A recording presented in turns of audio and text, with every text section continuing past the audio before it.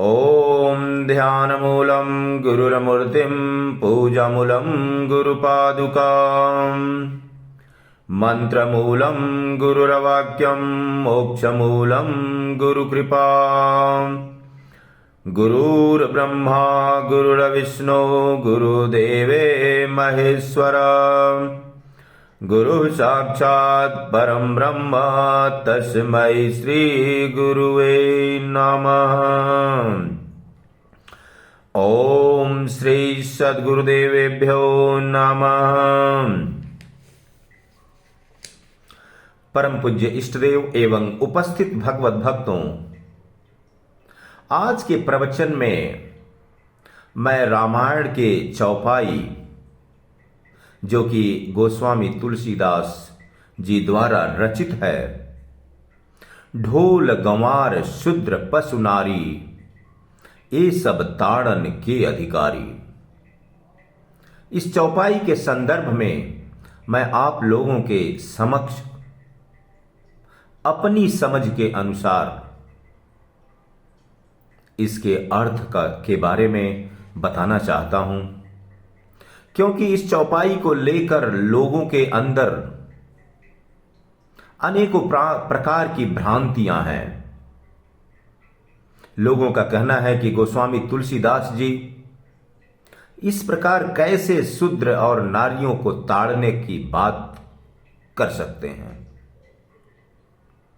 ढोल गवार शूद्र पशु नारी अर्थात ढोल बजाने वाला, गंवार यानी मूर्ख, शूद्र पशु अर्थात जानवर और नारी अर्थात स्त्री,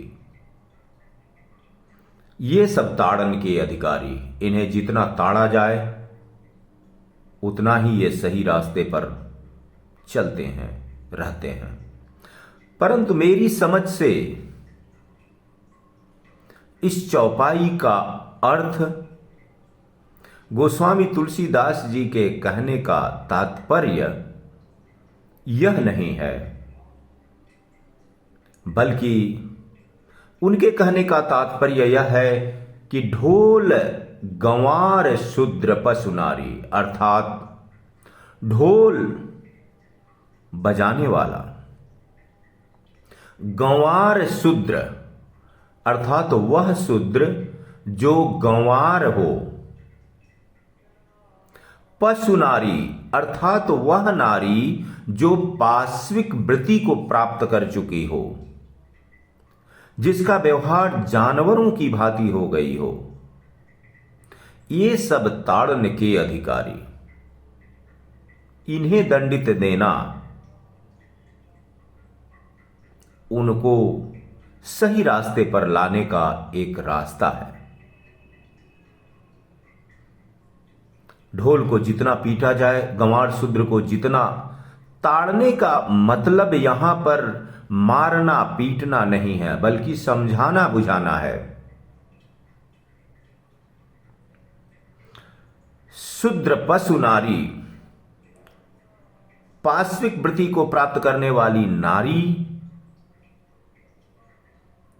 को समझा बुझाकर ही परिवार में शांति लाई जा सकती है। और अगर थोड़ा सा इसे समझने की कोशिश करें, शब्द ताड़न को तारण के अधिकारी अगर कहें कि ढोल गंवार शूद्र पशु नारी, ढोल गंवार शूद्र और पाश्विक वृत्ति को प्राप्त करने वाली औरत नारी, ये सब तारण के अधिकारी अर्थात इन्हें तारना चाहिए। तारना का मतलब सही मार्ग पर लाना, भटके हुए को रास्ता दिखाना। तो संभवतः गोस्वामी तुलसीदास जी के कहने का तात्पर्य यही था, परंतु अलग अलग लोगों ने अलग अलग प्रकार से चौपाई के बारे में समझाया, बताया और लोगों की विचारधारा अलग अलग हुई। परंतु मैं यही समझता हूं कि गोस्वामी तुलसीदास जी के कहने का तात्पर्य यही था कि इन सारे चीजों को, सारे लोगों को तारने की आवश्यकता है, सद्मार्ग पर लाने की आवश्यकता है, न कि मारने पीटने की बात उन्होंने कही होगी। प्रेमी सज्जनों, बस परमपिता परमेश्वर से लगाव करिए। जितना उनके सानिध्य में रहेंगे, जितना उनका चिंतन करेंगे, उन्हें ध्यान करेंगे, उतना ही आप उन्हें के करीब जाएंगे। भगवान राम के पिता का नाम राजा दशरथ था। भगवान राम को पुत्र के रूप में उन्होंने पाया था। और आध्यात्म जगत में कहते हैं कि दशरथ का मतलब 10 धन रथ। जिसने 9 इंद्रियों और 10वां मन पर काबू पार लिया हो, उस पर सवारी कस ली हो, 10 रथ पर जो सवार हो गया हो, वही दशरथ है। और उसके बाद वह राम का पिता बनने के योग्य होता है। ठीक उसी प्रकार से प्रेमी सज्जनों, आप सब भी इस आध्यात्मिक बातों को समझने का प्रयास करिए, क्योंकि कर्मकांड की दुनिया में जो कुछ भी दिखाया गया है, बताया गया है, यह सब चीज आध्यात्म से जुड़ी हुई हैं। जब हम गहराई से उसमें उतरेंगे तभी उसे समझ पाएंगे। बस इन्हीं शब्दों के साथ आज के प्रवचन को मैं यहीं विराम देता हूं और आप सबसे अनुरोध करता हूं कि आप सब मेरे चैनल को सब्सक्राइब करें, लाइक करें और अपने मित्रों एवं परिजनों में वितरित करके उन्हें भी इससे लाभान्वित करें। धन्यवाद।